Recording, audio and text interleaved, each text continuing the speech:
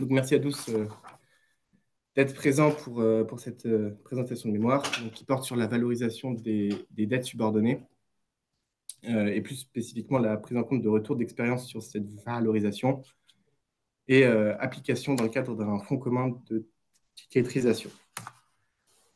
Tout d'abord, donc, nous allons voir ce que je considère comme le premier rapport de ce mémoire. C'est-à-dire, quand j'ai commencé à faire mes recherches, je me suis rendu compte que assez peu de mémoires ou d'articles parlaient des dettes subordonnées. Et donc, ce mémoire a été l'occasion de dresser un panorama de de ce sujet. Ensuite, nous verrons quels ont été les problèmes rencontrés lors de la valorisation, les solutions proposées et enfin un exemple chiffré euh, présentant les résultats. Et puis une conclusion et une ouverture. Donc, tout d'abord, les titres de dette subordonnée sont des titres de créance dont le détenteur ne touche le remboursement que conditionnellement au remboursement préalable d'autres créanciers. Alors, pourquoi est-ce qu'ils sont intéressants?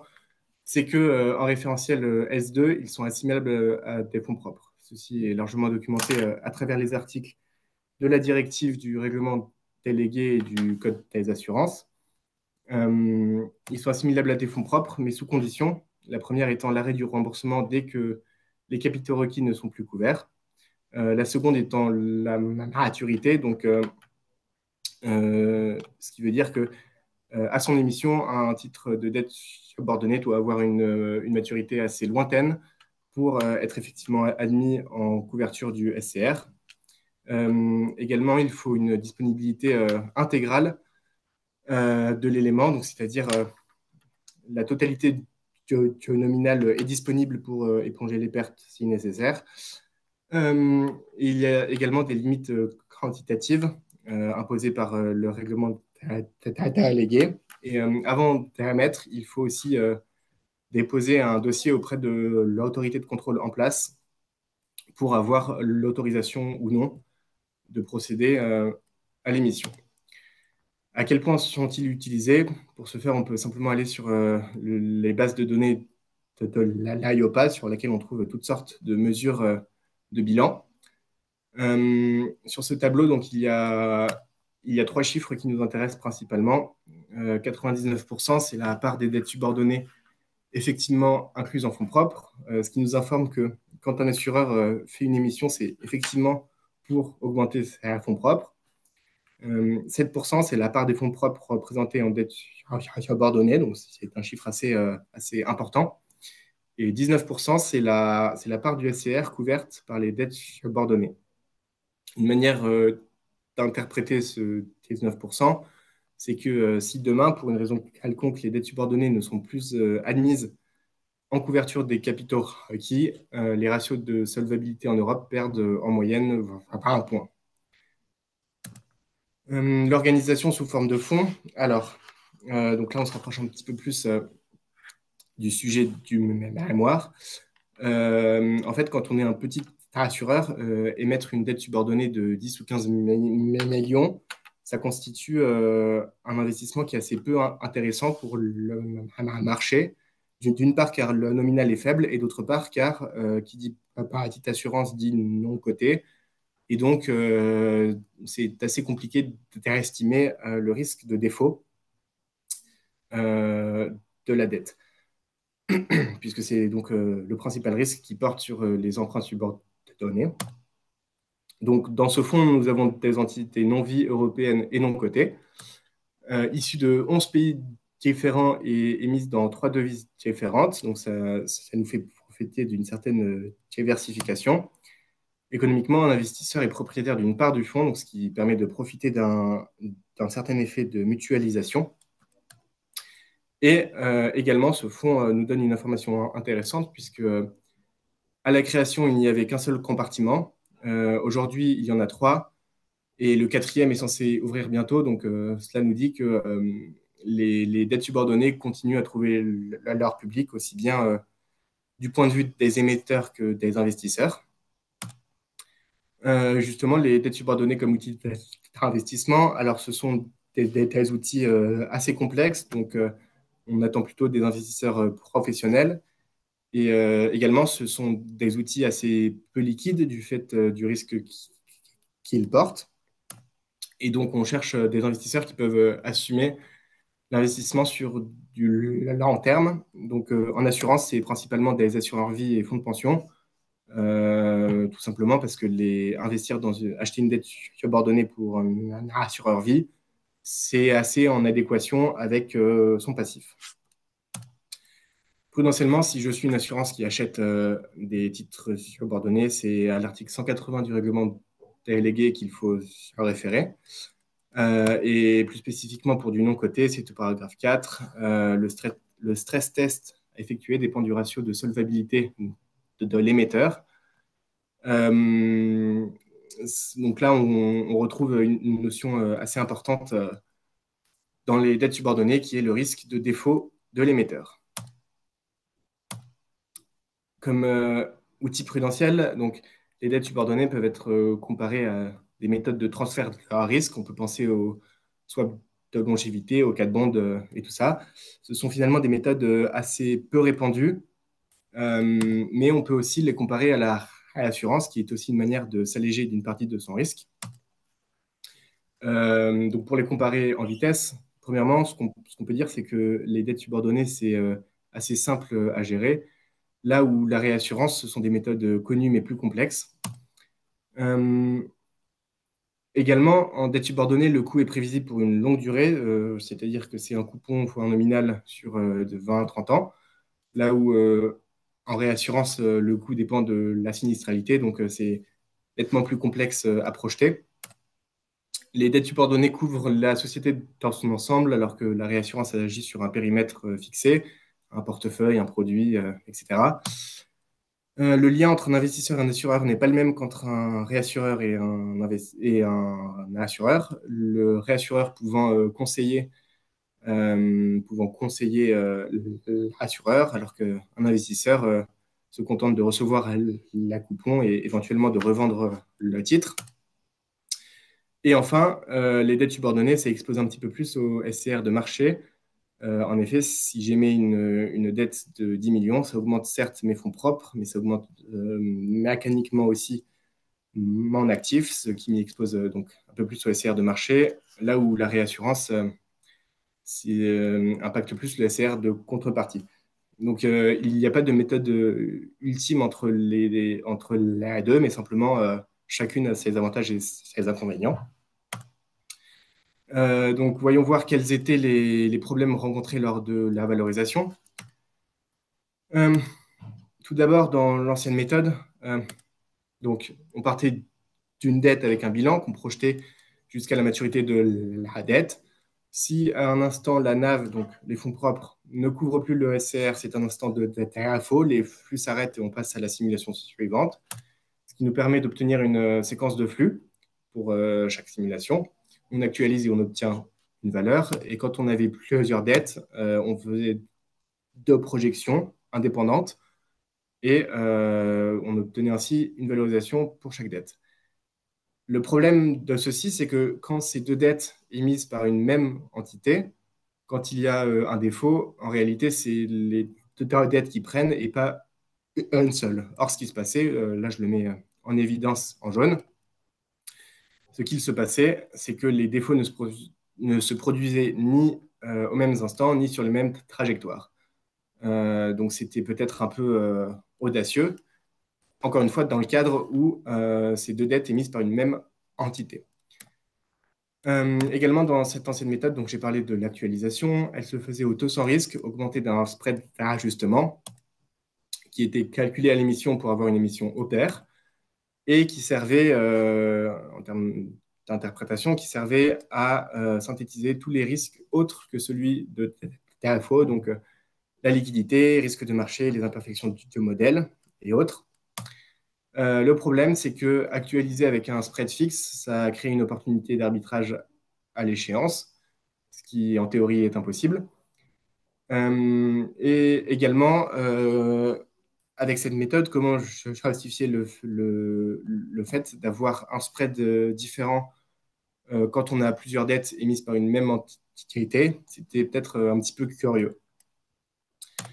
Et enfin, le dernier point sur lequel j'ai pu travailler nécessite donc de s'interroger sur l'objectif de ce modèle, c'était de donner une base de valorisation de la dette en cas de revente, par exemple, mais aussi plus généralement pour la communiquer aux investisseurs.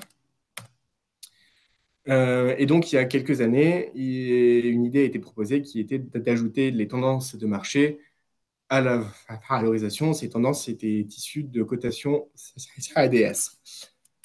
Le problème, c'est que c'était une intégration donc, dont la méthode était un petit peu étrange, difficile à expliquer, premier point. Et deuxième point, donner lieu à des variations de valorisation assez importantes entre ce que disait le modèle et ce que disait juste cet indice.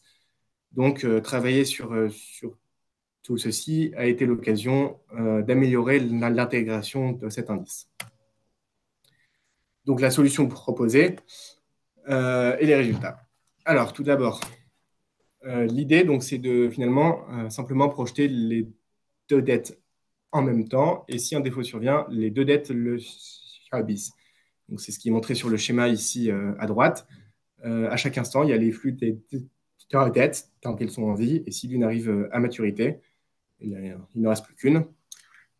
Donc, ceci va impliquer, on va le voir, un changement de l'instant de TRFO, non pas de sa définition, mais plus des valeurs qu'il aura, et de la perte en cas de TRFO. Ce coup-ci, c'est la définition qui change, ce qui induit un impact sur la probabilité empirique de défaut à chaque instant et sur les flux reçus par le fonds, et donc, in fine, par les investisseurs. L'instant de défaut, donc sa définition ne change pas, c'est le premier instant à partir duquel la NAV, les fonds propres, ne couvre plus le SCR. Quand on a plusieurs dettes, donc ça implique plus de flux sortants à chaque instant, et donc ça implique une NAV plus faible, alors que le SCR de son côté ne bouge pas, ce qui induit donc des instants de défaut plus petits ou plus nombreux. Pour la perte en cas de TRFO, alors vous voici ici les deux équations à gauche dans le cadre monodette et à droite dans le cadre multidette. Alors sans rentrer dans le détail de la formule, ce qu'il faut voir, c'est que c'est ce ratio qui détermine un petit peu la valeur de cette perte en cas de TRFO.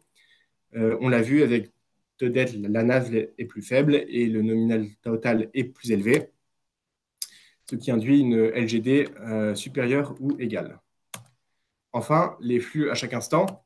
Donc, voici dans les deux cas, cadre monodette à gauche et cadre multidette à droite, comment ils sont calculés.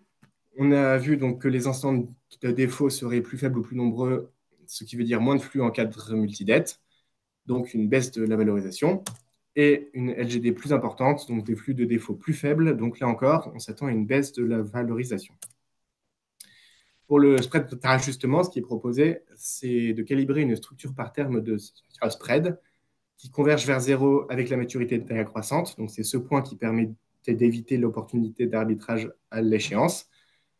Et à chaque nouvelle émission de dette, cette structure par terme est recalibrée. Ou plus généralement, à chaque événement qui viendrait perturber le bilan de l'entité de façon significative.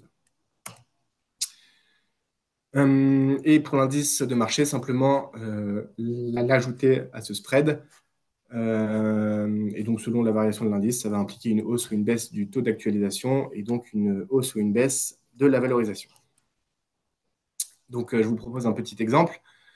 Voici le bilan projeté. Alors, sans rentrer dans le détail, il se veut caractéristique d'une entité non-vie avec un ratio de solvabilité initiale de 178%. Cette entité, on considère qu'elle a émis au fil du temps deux dettes subordonnées à coupon variable de maturité résiduelle 3 ans et 7 ans, avec un spread d'ajustement initial de 7,60%. Et nous calculons la valorisation sur 10 000 trajectoires. Petit point de vocabulaire, donc, ce qui veut dire que nous comparons en permanence trois projections. La première, c'est la projection de la première dette seule, qui dure 3 ans. La deuxième, c'est la projection de la deuxième dette projetée seule, qui dure 7 ans. Et enfin, la projection commune, la projection des dettes ensemble, projection de 7 ans. Et ce qu'on cherche à voir principalement, c'est comment est-ce que, entre les deux cadres de projection, la valorisation des dettes change. Et notamment en commençant par les défauts à chaque instant. Donc, ce qu'on peut voir ici, c'est que aussi bien à maturité de la dette 1 qu'à maturité de la dette 2, au bout de 3 ans et 7 ans respectivement, le nombre de défauts est effectivement plus important en projection commune, comme ce à quoi on s'attendait. On peut donc chercher à voir à quels instants se produisent-ils, ce qui est l'objet de l'histogramme représenté ici.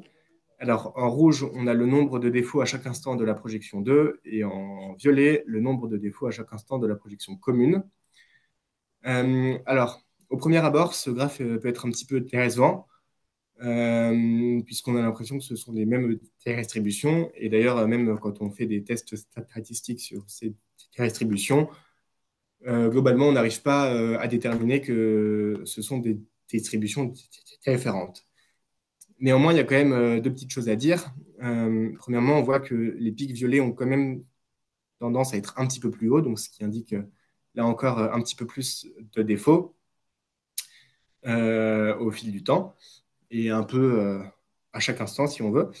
Et enfin, au 12e et 13e trimestre, il se passe quelque chose d'intéressant puisque le 12e trimestre, donc c'est 3 ans, c'est la maturité de la première dette, ce qui correspond dans les simulations à un flux sortant pour l'entité de 10 millions, qui vient directement impacter les fonds propres et donc qui provoque pas mal de défauts pour les années pardon, pour les trimestres qui suivent.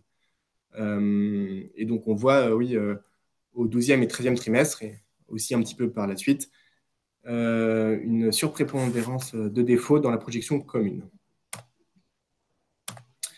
Parmi les défauts, parmi les défauts qui arrivent plus tôt, ils représentent 28 trimestres de manqués pour le fonds, donc pour les investisseurs. Et parmi les défauts qui arrivent en plus, il y en a 38 répartis de cette manière. Donc en abscisse, le nombre de trimestres manqués et en ordonnée, le nombre d'occurrences. Donc ce qu'on peut voir, c'est que cette accumulation de pics autour du 15e trimestre, ça correspond à ce que je disais plus tôt sur le remboursement de la première dette et le flux sortant de 15 millions d'euros qui vient grandement fragiliser notre entité. Au total, donc, ça représente 712 coupons et 38 moitiés de nominaux en moins dans la projection commune. Alors, ça peut paraître un petit peu élevé. En réalité, c'est relativement faible. Ce chiffre est à mettre en perspective avec le fait qu'il y a 10 000 trajectoires.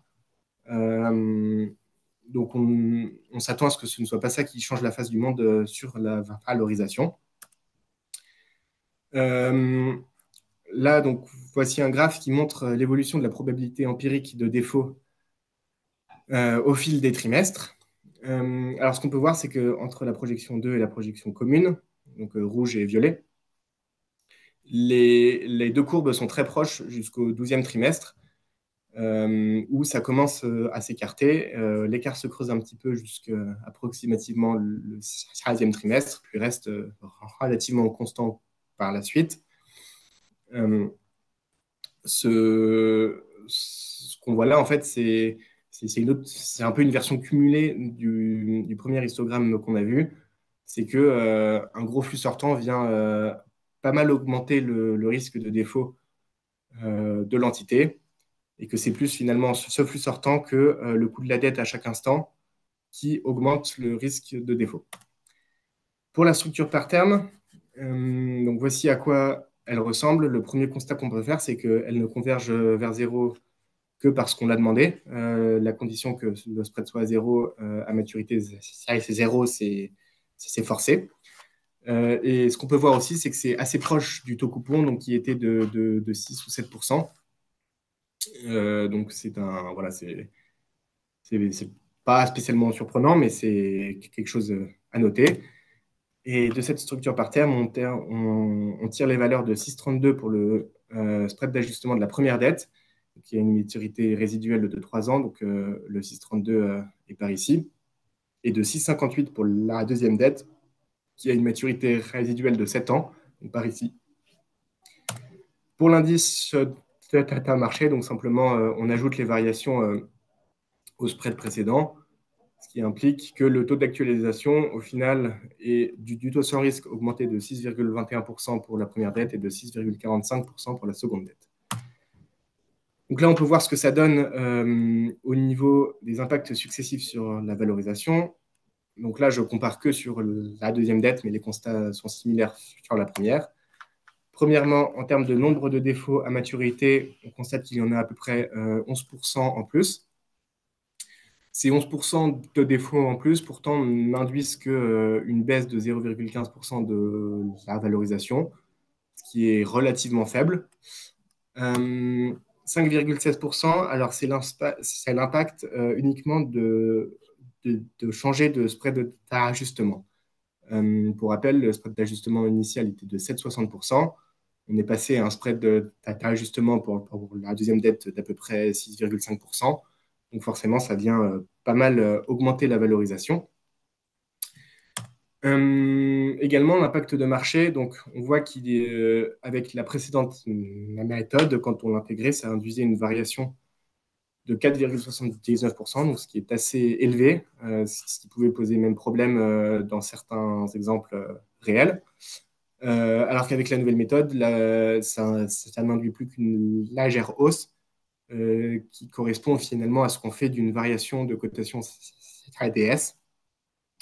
Tout simplement, si les cotations baissent, le risque de défaut anticipé par les marchés est plus faible, donc ça vient augmenter un petit peu la valorisation. Et enfin, ce 2%, donc, c'est la variation entre les deux méthodes, la variation de valorisation entre les deux méthodes. Alors là, il est un petit peu élevé par rapport à ce qu'on a pu voir en vrai, notamment en situation réelle, on était plutôt sur des variations qui étaient de l'ordre de entre moins 1% et plus 1%. Donc là, c'est un petit peu fort. C'est aussi les caractéristiques du bilan choisi pour cet exemple. Donc, en guise de conclusion, tout d'abord, sur le panorama des dettes subordonnées, donc, ce qu'on peut dire, c'est qu'il y a une assez forte réglementation, aussi bien en droit européen qu'en droit français, qu'en Europe, les dettes subordonnées représentent environ 19% du SCR et 7% des fonds propres, ce qui représente donc un montant assez important, qui se chiffre en centaines de milliards d'euros. Ça peut être vu comme une méthode complémentaire à l'assurance, même si les deux répondent plus ou moins aux mêmes objectifs, les chemins suivis ne sont pas les mêmes. Ce sont des investissements assez bien adaptés aux passifs des assureurs vie de par leur faible liquidité et de par leur assez longue maturité. Et profiter d'un fonds, ça permet d'avoir un effet de diversification et de mutualisation qui est profitable aussi bien aux investisseurs qu'aux émetteurs. Sur la valorisation en elle-même, on a eu donc 3 changements. La prise en compte d'un défaut commun pour toutes les dettes d'une même entité, le spread d'ajustement et l'indice de marché.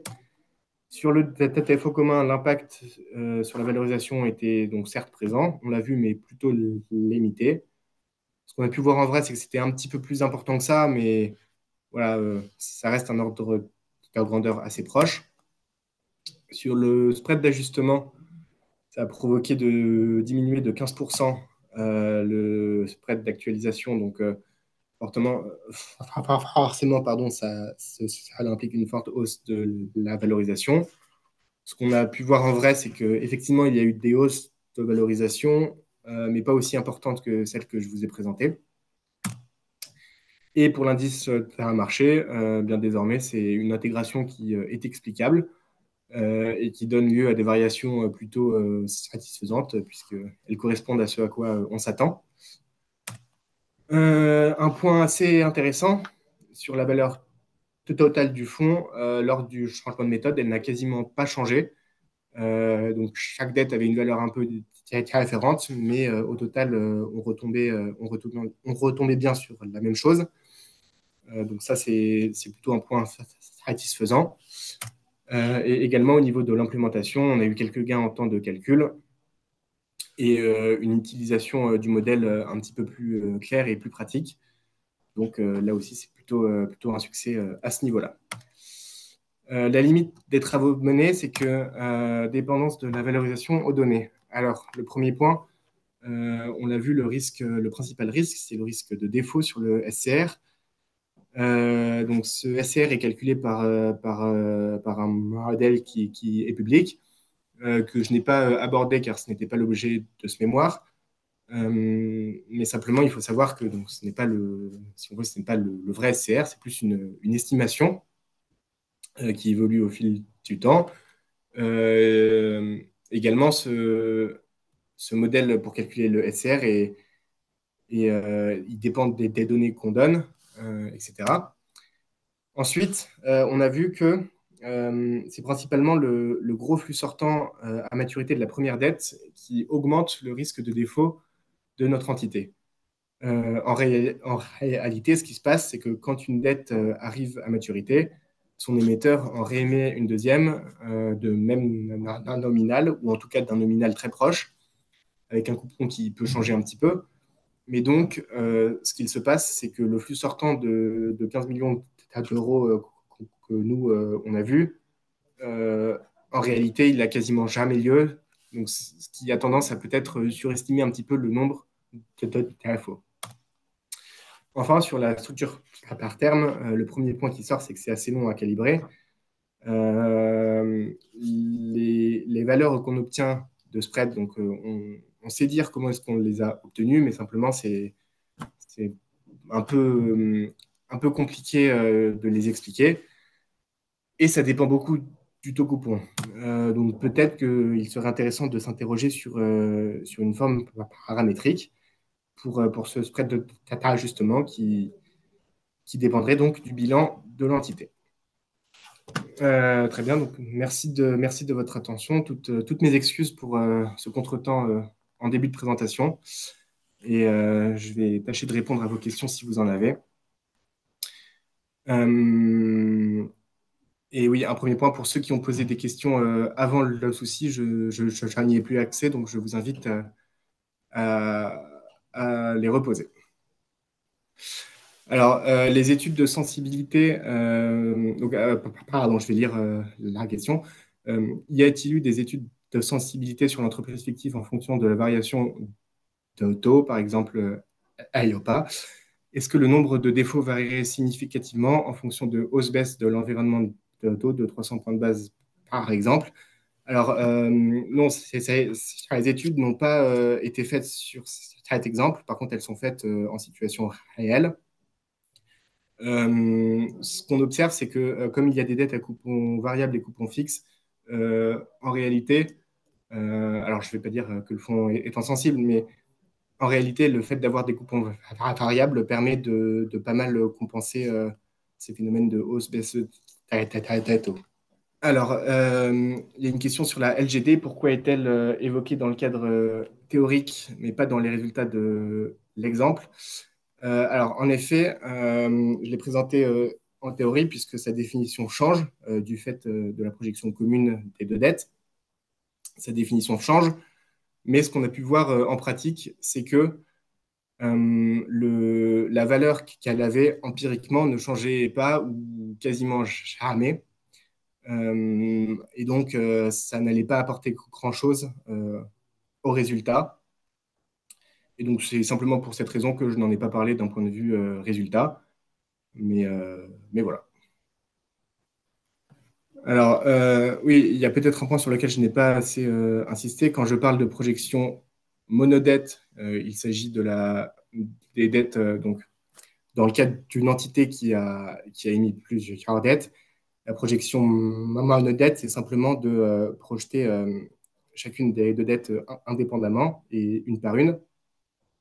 Et la projection multidette, c'est simplement le fait de les projeter ensemble pour que si un défaut impacte l'entité, eh bien, les deux dettes la subissent et que ce soit traduit dans les valorisations de chacune des deux dettes. L'actif de l'assureur est modélisé par un processus de type Black-Scholes pour les simulations stochastiques. Oui. Voilà. Bon, voilà. Autrement, s'il n'y a pas plus de questions, je pense que nous pouvons nous arrêter là. N'hésitez pas à me recontacter plus tard si jamais. Mais